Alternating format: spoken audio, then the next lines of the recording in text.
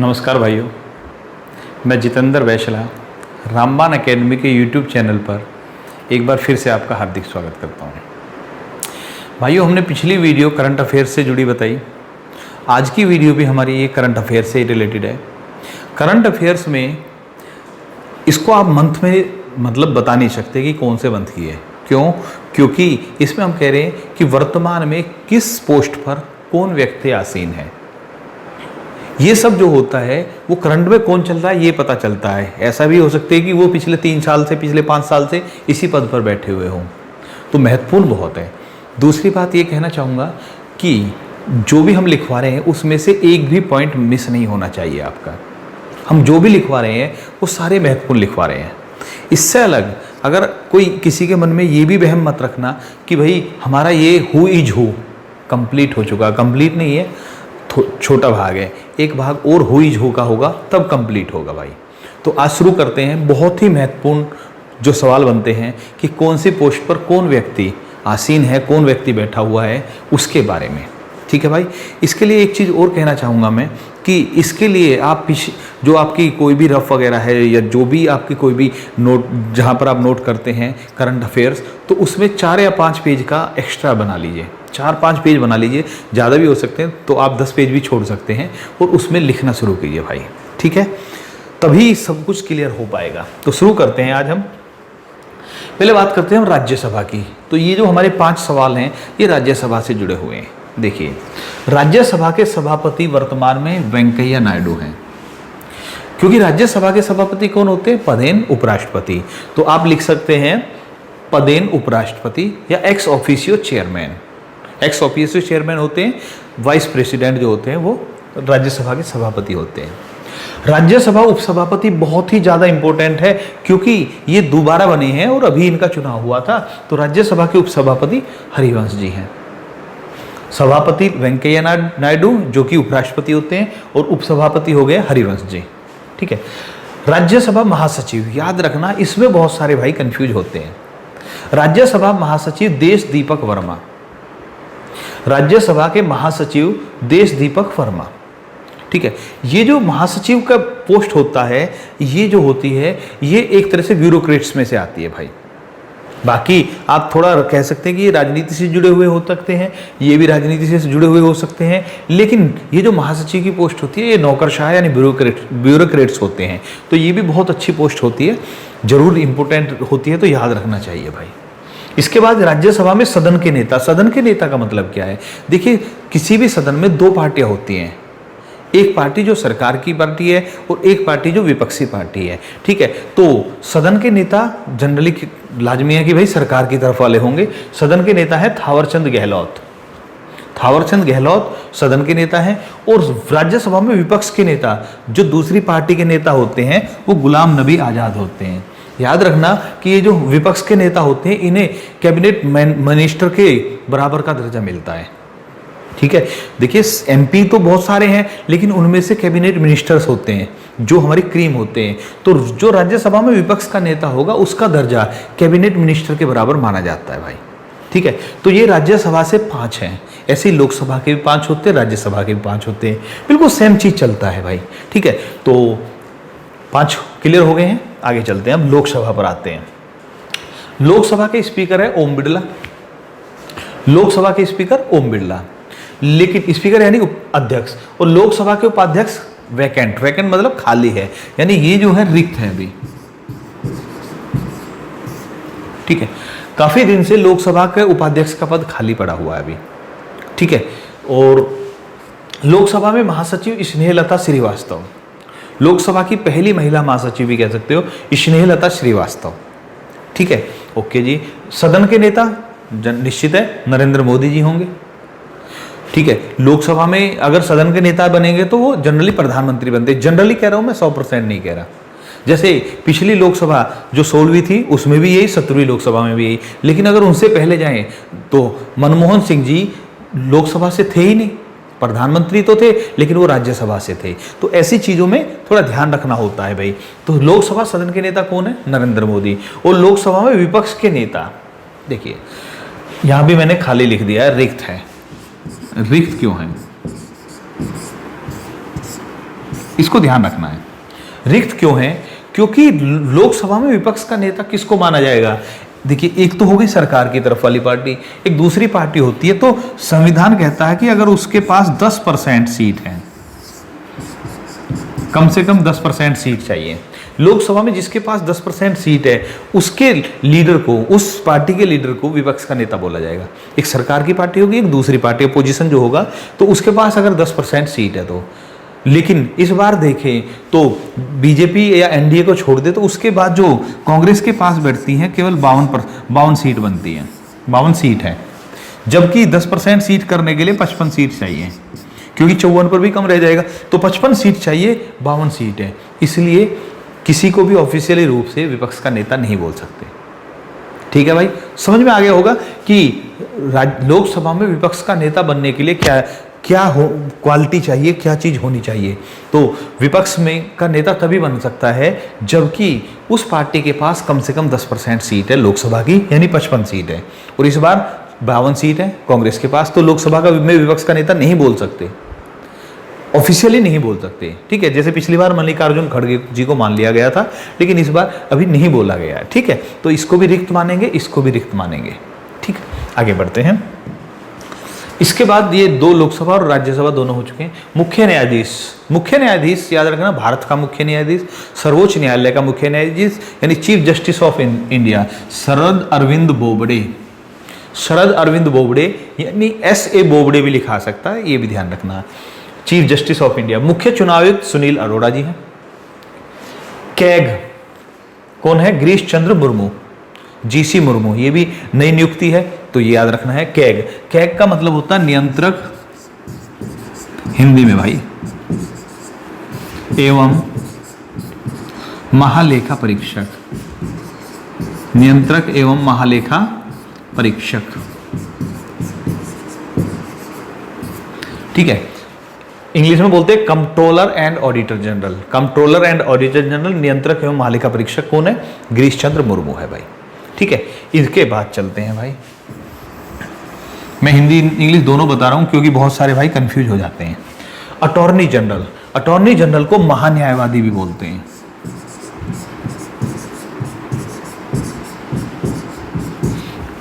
के Venugopal attorney general या महान्यायवादी है के वेणुगोपाल, और सॉलिसिटर जनरल है तुषार मेहता। ठीक, अब पहले इन दोनों के बारे में बताते हैं, अटॉर्नी जनरल और सॉलिसिटर जनरल।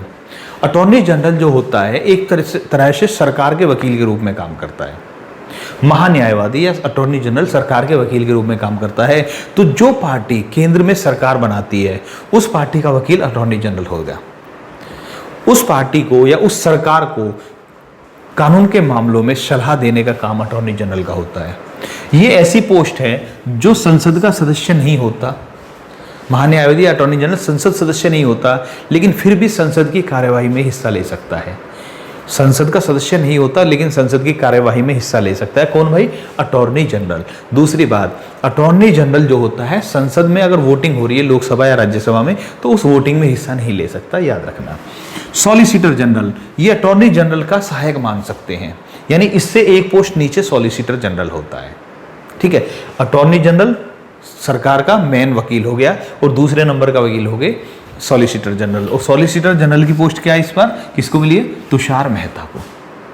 ठीक है, इसके बाद चलते हैं राष्ट्रीय सुरक्षा सलाहकार अजीत डोभाल जी हैं। इनके बारे में तो बताना ही बेकार है, बहुत कुछ है इनके बारे में, तो हर वक्त चर्चा में रहते हैं ये। ठीक है, इन्होंने काम ही इतने बड़े बड़े किए हैं। तो अजीत डोभाल जी राष्ट्रीय सुरक्षा सलाहकार हैं। ठीक है, आगे बढ़ते हैं। यूपीएससी के अध्यक्ष हैं प्रदीप कुमार जोशी, ये भी नई नियुक्ति है भाई। प्रदीप कुमार जोशी जो हैं अरविंद सक्सेना की जगह आए हैं शायद, तो प्रदीप कुमार जोशी अभी यूपीएससी के अध्यक्ष हैं। और जब मैंने ये भी बताया था कि जो इस बार यूपीएससी में सिविल सर्विस में टॉप किया उनका नाम भी प्रदीप कुमार था। जो यूपीएससी के कंपटीशन में टॉप कर रहे हैं वो भी प्रदीप कुमार, और यूपीएससी के अध्यक्ष भी प्रदीप कुमार जोशी हैं। यूपीएससी जानती हैं? Union public service commission, union public service commission या संघ लोक सेवा आयोग।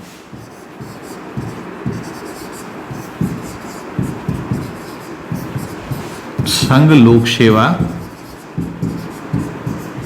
आयोग, यूपीएससी यानी संघ लोक सेवा आयोग। फिर है रेलवे बोर्ड के अध्यक्ष विनोद कुमार यादव, वीके यादव या विनोद कुमार यादव। ठीक है। सेबी के अध्यक्ष हैं अजय त्यागी। सेबी के अध्यक्ष अजय त्यागी। अभी अजय नाम से कई आने वाले हैं भाई, तो आप चाहें तो इसको थोड़ा ध्यान रखना। SEBI security and exchange board of India, share बाजार से जुड़ा हुआ है, जो भारत के शेयर बाजार पर नियंत्रण रखती है। सेबी होती है security and exchange board of India.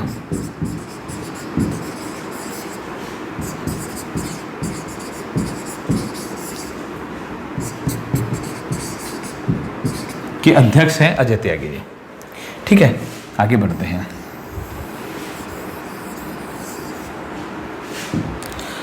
Reserve bank के governor Shaktikanta Das, reserve bank के गवर्नर शक्तिकांत दास और एसबीआई के अध्यक्ष रजनीश कुमार। ठीक है, शक्तिकांत दास रिजर्व बैंक के और एसबीआई के अध्यक्ष हैं रजनीश कुमार जी। ओके, आगे बढ़ते हैं।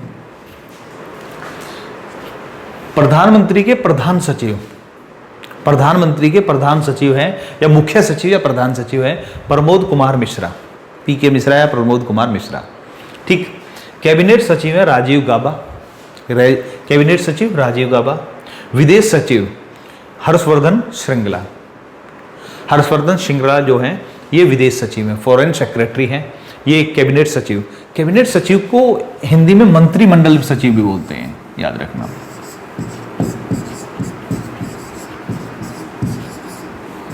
मंत्रिमंडल सचिव। एक बहुत अच्छा सवाल आता है इसमें कि भारत में सबसे ऊंची पोस्ट जो होती है ब्यूरोक्रेट्स में, सबसे बड़ा नौकरशाह किसे माना जाता है? ठीक है, तो वो होती है कैबिनेट सचिव या मंत्रिमंडल सचिव। अगर नौकरशाह या ब्यूरोक्रेट्स में बात करें तो सबसे ऊंची पोस्ट कैबिनेट सचिव या मंत्रिमंडल सचिव की मानी जाती है भाई। ठीक है, इनके बाद विदेश सचिव आगे हर्षवर्धन श्रृंगला, गृह सचिव अजय कुमार भल्ला। अब देखिए यहाँ पर मैं अभी अजय त्यागी पर कह रहा था, रक्षा सचिव अजय कुमार और वित्त सचिव अजय भूषण पांडे। इसको थोड़ा सा जरूर ध्यान रखना भाई, क्योंकि यहाँ 3 अजय आ गए हैं और 1 अजय त्यागी सेबी में है, तो 4 जगह अजय नाम आ गया तो कंफ्यूज भी हो सकते हैं, और ऐसी चीज़ों पर आपको ध्यान जरूर देना है। ठीक है, गृह सचिव अजय कुमार भल्ला, रक्षा सचिव अजय कुमार, वित्त सचिव अजय भूषण पांडे। ठीक है भाई। अच्छा जी, वित्त सचिव के बारे में एक बात बता देते हैं हम। हमारे यहाँ पर इंडिया में देखिए 1 रुपये से लेकर 2000 रुपये तक के नोट हैं। वर्तमान में जो है 2000 लास्ट सबसे बड़ा नोट है। तो 2 रुपये का नोट हो, 5 रुपये का नोट हो, 10 का हो, 50 का हो, 100 का हो, 500 का हो या 2000 का हो, 200 का हो, कोई भी नोट है उस पर हस्ताक्षर करेगा रिजर्व बैंक का गवर्नर। सभी नोटों पर रिजर्व बैंक के गवर्नर के हस्ताक्षर होते हैं, परंतु 1 रुपये के नोट पर, 1 रुपये का जो नोट होता है, नोट कह रहे हैं, सिक्के नहीं कह रहे भाई, याद रखना। 1 रुपये के नोट पर वित्त सचिव के हस्ताक्षर होते हैं। 1 रुपये का नोट भारत सरकार जारी करती है और बाकी नोट रिजर्व बैंक जारी करता है। ठीक है, तो उस पर वित्त सचिव के हस्ताक्षर हैं अजय भूषण पांडे। अगर बाई चांस अब गवर्नमेंट कहती है कि 1 रुपये के कुछ नोट छापे जाएं, तो उन पर अजय भूषण पांडे जी के हस्ताक्षर होंगे भाई। ठीक है, उम्मीद है आपको ये क्लियर हो गया होगा। इसके बाद चलते हैं अगले पर। मुख्य वैज्ञानिक सलाहकार के विजय राघवन, मुख्य वैज्ञानिक सलाहकार हो गए। मुख्य आर्थिक सलाहकार अरविंद सुब्रमण्यम। इनमें ये जरूर ध्यान रखना, आर्थिक सलाहकार है, वैज्ञानिक सलाहकार है, प्रधानमंत्री के मुख्य सचिव हैं, वो अलग अलग चीजें होती हैं सभी का। वैज्ञानिक सलाहकार के विजय राघवन और आर्थिक सलाहकार अरविंद सुब्रमण्यम। इसके बाद CDS, chief of defence staff general Vipin Rawat. पहले CDS, भारत के पहले CDS और वर्तमान में CDS हैं जनरल विपिन रावत। ठीक। वायुसेना अध्यक्ष राकेश कुमार सिंह भदौरिया। देखिए मैंने यहाँ पर जो है इनकी पोस्ट नहीं लिखी है। ठीक है, जनरली जब भी अध्यक्ष लिखे जाते हैं तो उनकी पोस्ट लिखी जाती है, और वो इसलिए नहीं लिखी क्योंकि फिर ये हमारा ये छोटा पड़ता, तो हमने इसीलिए इसको छोड़ दिया। वायुसेना अध्यक्ष जो होते हैं उनको बोलते हैं air chief marshal. Air chief marshal, तो कैसे बोला जाएगा पूरा नाम? वायुसेना अध्यक्ष एयर चीफ मार्शल, पहले उपाधि लगेगी, फिर Rakesh Kumar Singh Bhadauria. Rakesh Kumar Singh Bhadauria air chief marshal है, यानी वायुसेना अध्यक्ष है। ठीक है भाई, आगे हम देखते हैं। फिर आते हैं थल सेना अध्यक्ष। थल सेना अध्यक्ष के लिए जनरल की उपाधि लगती है, जनरल मनोज मुकुंद नरवाने। थल सेना अध्यक्ष को जनरल बोला जाता है मनोज मुकुंद नरवणे, और नौसेना अध्यक्ष को एडमिरल बोलते हैं, एडमिरल करमबीर सिंह। ठीक है, तो तीनों सेनाओं के अध्यक्ष हो गए और सीडीएस जनरल विपिन रावत। अब ये जो सीडीएस है ये इन तीनों सेनाओं के अध्यक्षों से भी ऊपर माना जाएगा। फिर सीडीएस से ऊपर कौन माने जाएंगे? हमारे राष्ट्रपति जी माने जाएंगे। ठीक है, तो क्लियर हो गया। इस बार जनरल विपिन रावत सीडीएस और भारत के पहले सीडीएस भी हैं। अब देखिए ये हमारी डिफेंस से जुड़ी हुई कुछ संस्थाएं हैं, जैसे आईबी के अध्यक्ष है रविंद्र कुमार, डायरेक्टर। देखिए यहाँ पर डायरेक्टर की 2 पोस्ट है और यहाँ सेक्रेटरी की पोस्ट है। एक बात है, आप अध्यक्ष पर ध्यान दीजिए बस। तो आईबी के अध्यक्ष है अरविंद कुमार, आईबी मतलब intelligence bureau. CBI Rishi Kumar Shukla, मतलब होता central bureau of investigation. Full form मुझे नहीं लगता कि ये भी लिखवानी पड़ेगी, intelligence bureau, central bureau of investigation. और सेक्रेटरी राव के सेक्रेटरी है सामंत गोयल, समंत गोयल, समंत भी हो सकता है भाई, समंत गोयल। और रॉ की फुल फॉर्म है रिसर्च एंड एनालिसिस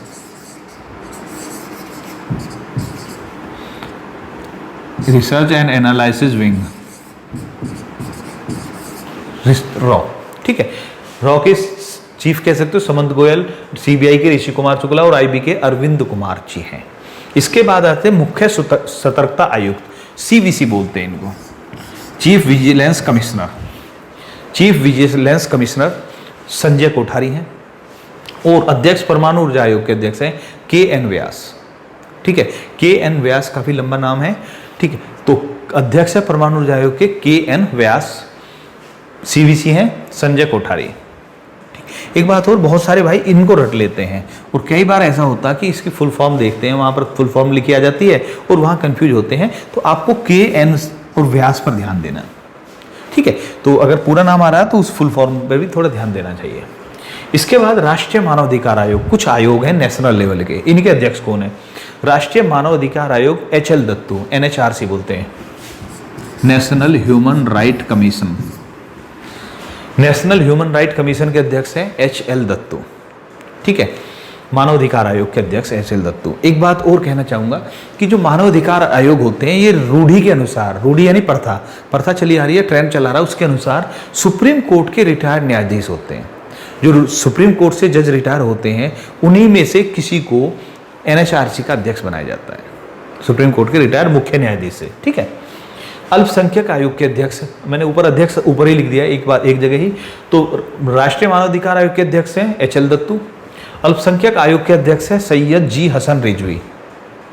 ठीक है, सैयद जी हसन रिजवी। इसके बाद है अनुसूचित जाति आयोग, एसटी कमीशन बोल, एससी कमीशन के अध्यक्ष हैं रामशंकर कठेरिया। एसटी के लिए अनुसूचित जनजाति आयोग के अध्यक्ष हैं नंद कुमार शाही। तो एससी के लिए रामशंकर कठेरिया और एसटी के लिए नंद कुमार शाही। राष्ट्रीय पिछड़ा वर्ग आयोग यानी ओबीसी, ये एससी, एसटी और ये ओबीसी में है भगवान प्रसाद सैनी। राष्ट्रीय महिला आयोग के अध्यक्ष रेखा शर्मा, राष्ट्रीय महिला आयोग के अध्यक्ष रेखा शर्मा। नेक्स्ट चलते हैं भाई। 15वें वित्त आयोग के अध्यक्ष है नंद किशोर सिंह, एनके सिंह या नंद किशोर सिंह, एनके सिंह भी आ सकता है, याद रखना। 15वें वित्त आयोग, अभी 15 ही हुए हैं, इनसे पहले अगर 16वां आएगा तो तब इसको चेंज करना पड़ेगा। 7वें वेतन आयोग के अध्यक्ष अशोक कुमार माथुर, 7वें वेतन आयोग के अध्यक्ष, जो पे कमीशन लगा था 2016 में, 7वें वेतन आयोग के अध्यक्ष अशोक कुमार माथुर हो गए। इसके बाद यूजीसी के अध्यक्ष हैं DP Singh, UGC university grant commission.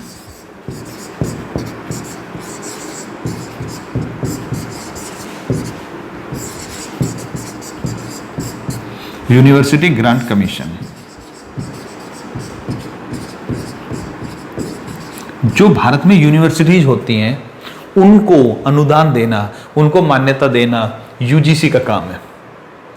चाहे वो सीसीएस यूनिवर्सिटी हो या दिल्ली यूनिवर्सिटी हो, ठीक है, या फिर जेएनयू हो, इन सभी को मान्यता देना और इनको अनुदान देना यूजीसी का काम है भाई। ठीक है, इसके बाद आते हैं लोकपाल, पीसी घोष, पिनाकी चंद्र घोष, भारत के पहले लोकपाल और वर्तमान लोकपाल। याद रखना ये भी पहले हैं, CDS भी पहले थे। पहले लोकपाल पिनाकी चंद्र घोष। नीति आयोग के अध्यक्ष नरेंद्र मोदी जी। नीति आयोग जो है 2015 में स्थापित हुआ है, किसका स्थान लिया है? योजना आयोग का स्थान लिया है। तो योजना आयोग के अध्यक्ष भी प्रधानमंत्री होते थे, पदेन प्रधानमंत्री, और नीति आयोग के अध्यक्ष भी पदेन प्रधानमंत्री होते हैं। तो नीति आयोग के पहले अध्यक्ष भी नरेंद्र मोदी और वर्तमान अध्यक्ष भी श्री नरेंद्र दामोदर दास मोदी जी थे। उपाध्यक्ष, नीति आयोग के उपाध्यक्ष है राजीव कुमार। ठीक है, तो उपाध्यक्ष जो है ये बदलते रहते हैं। वर्तमान में है राजीव कुमार। क्लियर भाई? तो नीति आयोग के अध्यक्ष नरेंद्र मोदी, नीति आयोग के उपाध्यक्ष राजीव कुमार। याद रखना उपाध्यक्ष जो होता है इसमें ज्यादा महत्वपूर्ण पोस्ट मानी जाती है।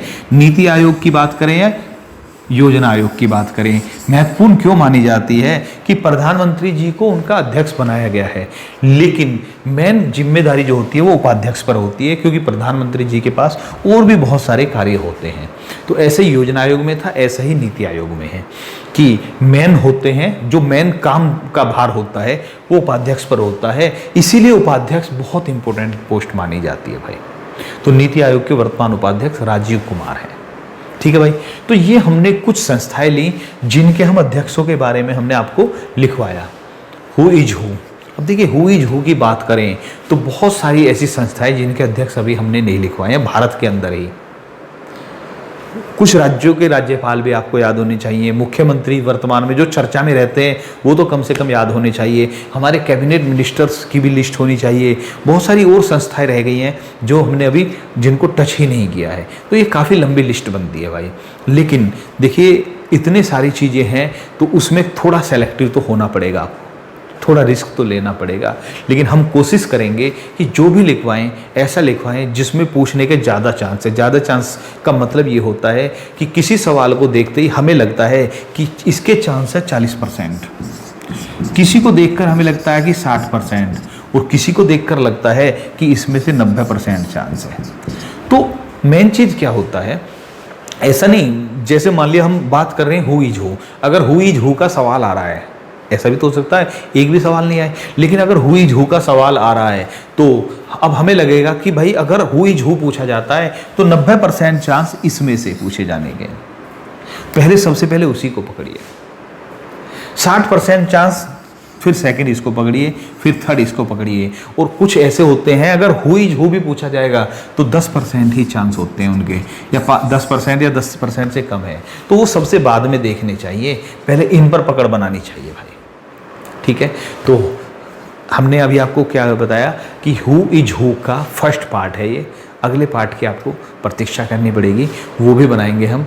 हो सकता है कि जैसे आज ही बना रहे हैं तो 1-2 दिन के अंदर ही इनमें भी कुछ चेंज हो जाए, अगर होता है तो उसको भी हम अपडेट करेंगे, आपको टेंशन नहीं रखना। ठीक है, लेकिन इसके लिए आपको बस ये करना है कि इसकी लिस्ट अलग तैयार करनी है, हु इज हु यानी कौन क्या है। तो आज की वीडियो में भैया इतना ही, अगली वीडियो में फिर मिलते हैं। नमस्कार भाइयों, जय हिंद।